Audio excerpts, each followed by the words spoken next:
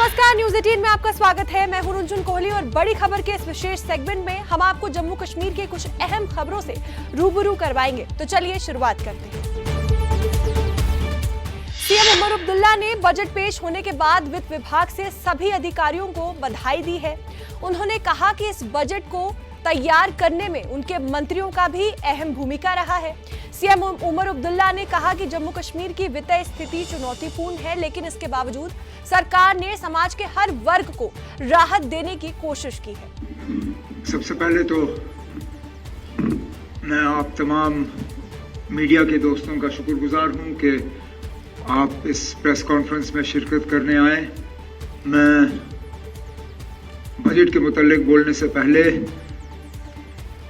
बिलखसूस अपने finance department और फाइनेंस डिपार्टमेंट के साथ जुड़े हुए तमाम अफसरों को इस बजट की कामयाबी पे मुबारकबाद और शुक्रिया पेश करना चाहूँगा। इन्होंने वाकई इसकी तैयारी में बहुत मेहनत की है, कोशिश की कि जितना है उसी का हम सही इस्तेमाल करें, थोड़ा सा और कमाई अपनी बढ़ाएं, थोड़े से जो हमारे जहाँ जहाँ नुकसान है खासकर बिजली में, हमारी मुकम्मल कोशिश है कि जो हमारे लॉसेस हैं उनको कम किया जाए, जो हमारे रेवेन्यू रियलाइजेशन है उसको बढ़ा दिया जाए, ताकि बचा हुआ पैसा जो है वो लोगों के राहत के लिए इस्तेमाल हो। इस साल स्टेट असिस्टेंस, सेंट्रल सैस्की का जो है कैपिटल इन्वेस्टमेंट के लिए special assistance for states for capital investment. वहीं नेता प्रतिपक्ष सुनील शर्मा ने बजट को लेकर एनसी सरकार पर निशाना साधा है। उन्होंने कहा कि ये नेशनल कॉन्फ्रेंस का सेंट्रिक बजट है, इसमें भारत सरकार का आवंटित बजट है। कॉमन लोगों, डेली वेजेस के लिए कुछ नहीं है। ये निराशाजनक, झूठ और फरेब का बजट। ये जम्मू कश्मीर के लोगों के वोट को ठगते हैं। ये नेशनल कॉन्फ्रेंस सेंट्रिक बजट है। इस बजट में कॉमन मासेस के लिए कुछ भी नहीं है। केवल भारत सरकार द्वारा आवंटित बजट, भारत सरकार द्वारा आवंटित पैसा इन्होंने नेशनल कॉन्फ्रेंस के एमएलए की विधानसभाओं में शिफ्ट किया है, ताकि ये लूट खसूट चलती रहे। कॉमन मासेस के लिए कुछ नहीं। डेली वेजर्स के साथ बहुत बड़ा भद्दा मजाक है। जिन डेली वेजर्स को पिछले 1.5 साल से ये टॉफी दे रहे हैं मुंह में, लॉलीपॉप दे रहे हैं ये मुंह में, आज इनका ये चेहरा बेनकाब हुआ। फेज्ड मैनर में कोई कंक्रीट पॉलिसी नहीं। फेज्ड मैनर क्या होता है? फेज्ड मैनर में तो एलजी महोदय के शासन में भी चल रहा था। फेज्ड मैनर में तो पिछली सरकारों में भी चल रहा था।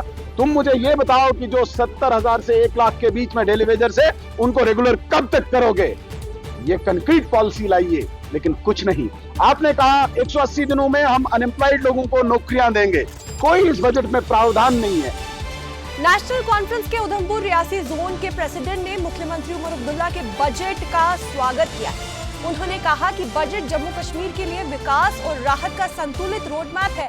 बजट में 23,000 सरकारी नौकरियां, डेली वेजेस के नियमितीकरण का रोडमैप, कृषि और ग्रामीण विकास के लिए 1800 करोड़ रुपए, शिक्षा के लिए 1035 करोड़ रुपए, स्वास्थ्य ढांचे को मजबूत करने और पर्यटन को बढ़ावा देने के लिए महत्वपूर्ण प्रावधान किए गए। जम्मू कश्मीर असेंबली के अंदर जो जम्मू कश्मीर की सरकार ने जो बजट पेश किया है, मैं उसका वेलकम करता हूं।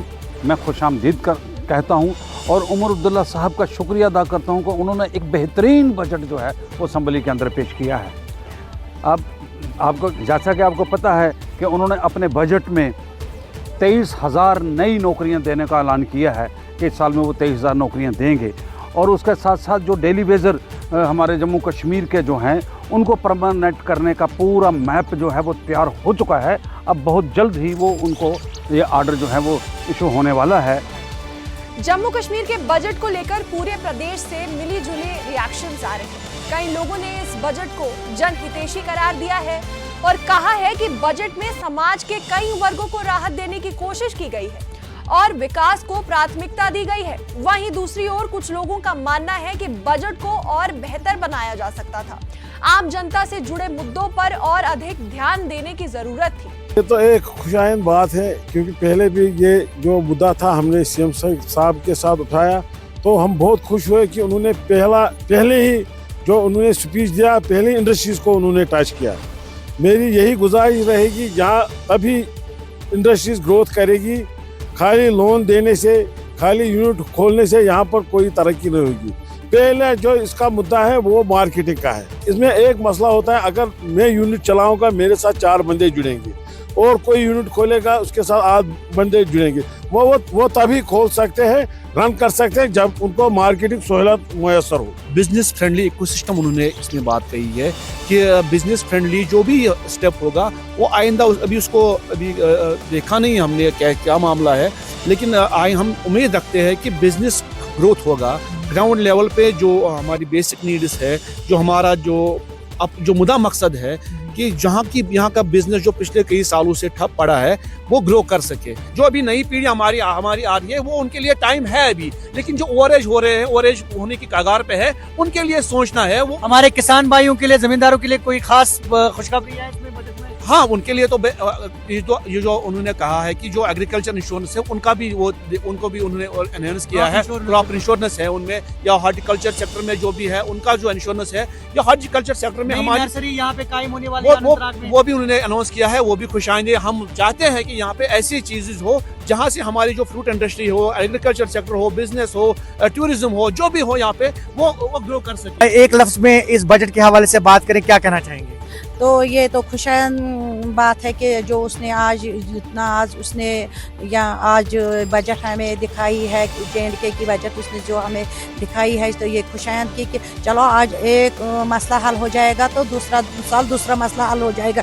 एक ही दिन सब कुछ नहीं हो जाएगा। हम भी देखते हैं कि इनको कितना मरकज से भी उसको सपोर्ट मिलता है, सपोर्ट मिलता है। जितना उसको मरकज से सपोर्ट मिलेगा उतना यहाँ के लोगों को भी सपोर्ट मिलेगा। गृह मंत्री अमित शाह ने जम्मू के लोक भवन में हाई लेवल सुरक्षा समीक्षा बैठक की अध्यक्षता की है। इस बैठक में गृह मंत्री अमित शाह के अलावा सेना, पुलिस, इंटेलिजेंस और पैरामिलिट्री फोर्स के सीनियर अधिकारी भी बैठक में मौजूद रहे, जिन्होंने गृह मंत्री को जम्मू और कश्मीर की सुरक्षा सुनिश्चित करने के लिए उठाए जा रहे अलग अलग कदमों के बारे में विस्तार से बताया। मिनिस्टर अमित शाह की तरफ से आज जम्मू के लोक निवास भवन में एक हाई लेवल सुरक्षा मीटिंग जो है उसकी चेयर किया गया है, और इसका मकसद यही था कि जो जम्मू कश्मीर के ताज़ा हालात है, जम्मू कश्मीर की सिक्योरिटी के हवाले से उससे गृह मंत्री को अवगत करवाना। और यहाँ इस मीटिंग में जो है जम्मू कश्मीर पुलिस के तमाम इंटेलिजेंस एजेंसीज के और पैरामिलिट्री फोर्सेस के जो सीनियर ऑफिशियल्स हैं वो सब इस मीटिंग में मौजूद रहे, और तमाम तरह से जो है गृह मंत्री को अवगत करवाया गया। जो हाल फिलहाल में एंटी टेरर ऑपरेशन चलाए गए हैं, चाहे वो लाइन ऑफ कंट्रोल के इलाकों में, चाहे वो इंटरनेशनल बॉर्डर के इलाकों में जो एक सिक्योरिटी ग्रिड को टाइट किया गया है, किस तरह से रीस्ट्रेटेजाइज किया गया है अपनी स्ट्रेटजी को सिक्योरिटी फोर्सेस की तरफ से। और हाल फिलहाल में जो इनकाउंटर्स जम्मू संभाग में हुए हैं उनमें किस तरह की सफलता जो है वो सिक्योरिटी फोर्सेस को मिली है, उनसे भी जो है गृह मंत्री को अवगत करवाया गया है। जम्मू कश्मीर की पूर्व मुख्यमंत्री महबूबा मुफ्ती ने शुक्रवार को चिनाब घाटी के डोडा का दौरा किया। एक प्रेस कॉन्फ्रेंस को संबोधित करते हुए उन्होंने कहा कि उन्होंने केंद्रीय रेल मंत्री अश्विनी वैष्णव को पत्र लिखकर उनसे उन जगहों पर रेलवे निर्माण रोकने का आग्रह किया है जहां फल देने वाले बाग प्रभावित हुए। उन्होंने केंद्रीय मंत्री का उनकी बात मानने के लिए आभार व्यक्त किया है और कहा है कि रेलवे प्रोजेक्ट के लिए वैकल्पिक रास्ते उपलब्ध हैं। अव्वल तो हमने रेलवे मिनिस्टर साहब का शुक्रिया अदा किया कि जो कश्मीर वैली में रेल लाइन जा रही थी, जिसकी वजह से हमारे लाखों फ्रूट के, सेब के, बादाम के पेड़ कट रहे थे, तो उन्होंने उस प्रोजेक्ट को फिलहाल अल्तवा में रखा, बंद कर दिया है। उसके लिए मैंने उनको शुक्र किया और ये भी कहा कि अगर आपको बनानी है तो कोई ऐसी रेलवे लाइन वहाँ बनाइए जो बंजर ज़मीन से निकलती हो, और एक फ्रूट कॉरिडोर के लिए, ताकि जो रास्ता बंद होता है नेशनल हाईवे का और हमारे जो फार्मर्स है, हॉर्टिकल्चर से लोग जो वाबस्ता हैं, उनको फ्रूट दूसरे मुल्क में ले जाने में दिक्कत होती है, तो कोई ऐसा फ्रूट कॉरिडोर बनाइए जिससे खाली फ्रूट जाता हो, और मगर वो रेलवे लाइन निकलनी चाहिए ऐसे रास्ते से जो बंजर ज़मीन है, उस ज़मीन से नहीं जहाँ हमारे बागात हैं। मगर उससे ज़्यादा मैंने उनको ये भी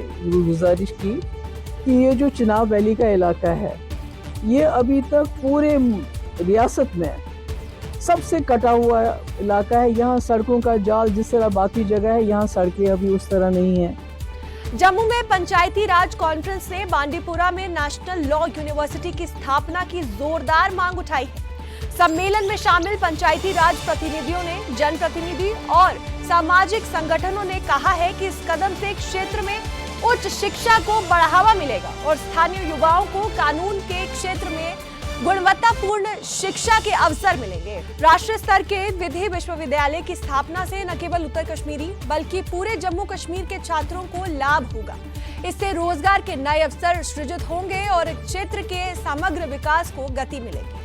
देखिए, ये पंचायत राज कॉन्फ्रेंस बांडीपुरा से हम आए हुए हैं और ये बांडीपुरा की पंचायत राज कॉन्फ्रेंस है जिसका मैं चेयरमैन हूँ और ये तमाम माज़िज़ मेंबरान हैं यहाँ बैठे हुए।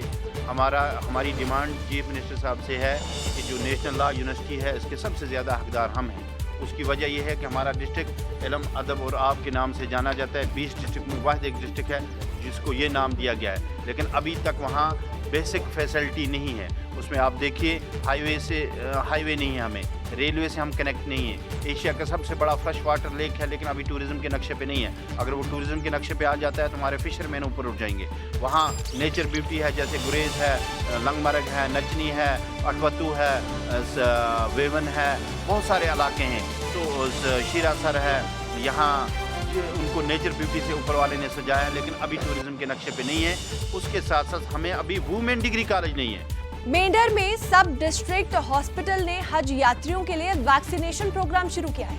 हेल्थ अधिकारियों ने बताया कि 29 यात्रियों को जाने से पहले मेडिकल प्रोटोकॉल के तहत जरूरी वैक्सीन लगाई गई। इस सेशन की देखरेख हॉस्पिटल के मेडिकल स्टाफ ने की। उन्होंने वैक्सीनेशन से पहले स्क्रीनिंग और डॉक्यूमेंटेशन भी पूरा किया है।